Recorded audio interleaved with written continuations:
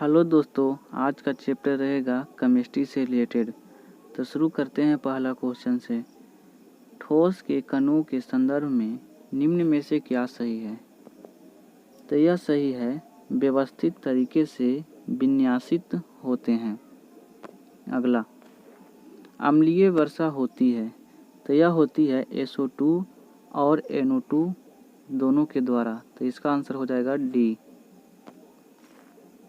अभी तक वैज्ञानिक द्वारा पदार्थ की कितनी अवस्थाएं तय की गई है?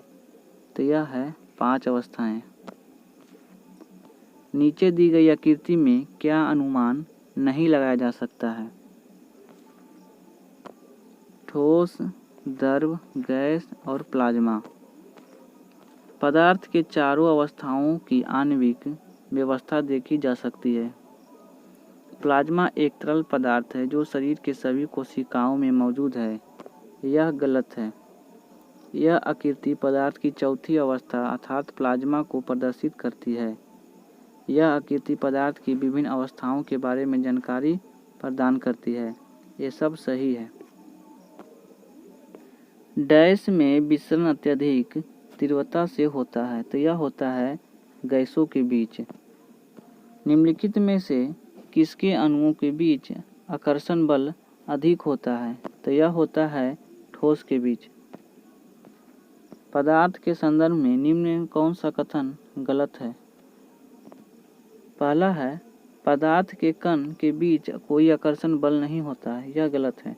पदार्थ के कण द्रव और वायु में सतत स्थानांतरित होते हैं। यह सही है।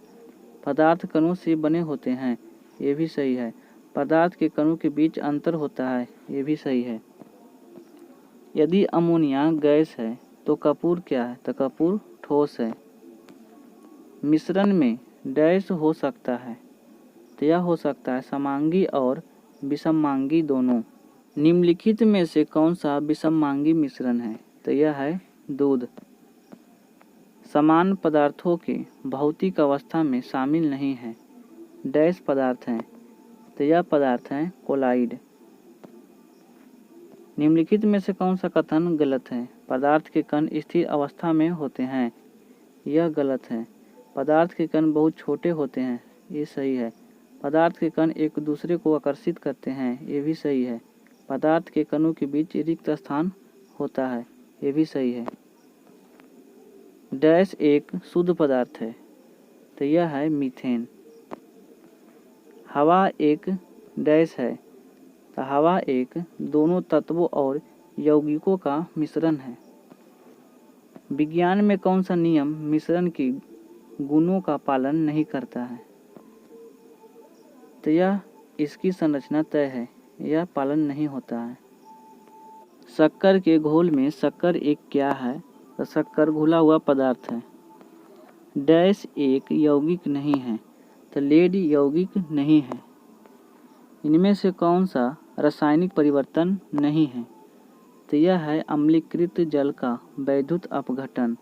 बाकी सब रासायनिक परिवर्तन है। इनमें से कौन सा एक रासायनिक परिवर्तन है? तो यह है मक्खन का खट्टा होना, रासायनिक परिवर्तन। लोहे में जंग लगना इनमें से किसका सामान्य उदाहरण है? तो यह है रासायनिक परिवर्तन का। रेत और चीनी का मिश्रण डैश का एक उदाहरण है, तो यह उदाहरण है विजातीय मिश्रण का। निम्नलिखित में से कौन सा भौतिक परिवर्तन नहीं है? तो यह है पदार्थों का किण्वन।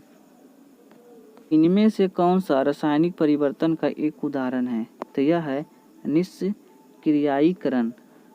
अगला, डैश एक रासायनिक परिवर्तन नहीं है, तो यह है एक आइस क्यूब का पिघलना। निम्नलिखित में से कौन सा एक भौतिक परिवर्तन है? तो यह है पानी का बर्फ में परिवर्तन होना। निम्न में से कौन सा रासायनिक परिवर्तन का उदाहरण नहीं है? तो यह है जल का जल वाष्प में परिवर्तन होना। जबकि शरीर में भोजन का पाचन होना, दूध का दही बनना, लोहे में जंग लगना, ये सब रासायनिक परिवर्तन है। निम्नलिखित में से कौन सा विकल्प रासायनिक परिवर्तन है? तो यह है दूध का दही में परिवर्तन होना। उस प्रक्रिया का क्या नाम है जिसमें गैस सीधे ही ठोस वस्तु में परिवर्तित हो जाती है? तो इसका नाम है डिपोजिशन। निम्नलिखित में से कौन सा अवलोकन हमें यह निर्धारित करने की मदद करता है कि रासायनिक अभिक्रिया हुई है या नहीं? तो यह मदद करती है ये सभी विकल्प, यानी अवस्था में परिवर्तन, गैसों का उत्सर्जन, रंग बदलना, ये सभी। निम्नलिखित में से कौन सा एक भौतिक परिवर्तन है? तो यह है बर्फ का पिघलना। निश्चित अनुपात के नियम के अनुसार क्या है? तो इसका है रासायनिक पदार्थ में तत्व हमेशा द्रव्यमान के निश्चित अनुपात में मौजूद होते हैं। निम्नलिखित में से किस नियम के अनुसार दिए गए रासायनिक पदार्थ में हमेशा वही समान तत्व होते हैं जो वजन से एक निश्चित अनुपात में संयुक्त होते हैं? तो यह नियम है स्थिर अनुपात का। कार्बन डाइऑक्साइड के सभी नमूनों में 3:8 के द्रव्यमान अनुपात में कार्बन और ऑक्सीजन होती है। यह डैश के नियम के साथ सहमति में है। तो यह है लगातार समानुपात के। द्रव के ठोस में परिवर्तन की प्रक्रिया को क्या कहा जाता है? इसे कहा जाता है हिमीकरण। निम्नलिखित वैज्ञानिकों में से किसने स्थिर अनुपात के नियम को प्रतिपादन किया था? तो ये किए थे जोसेफ प्राउट ने। निश्चित अनुपात का नियम किसके द्वारा दिया गया था?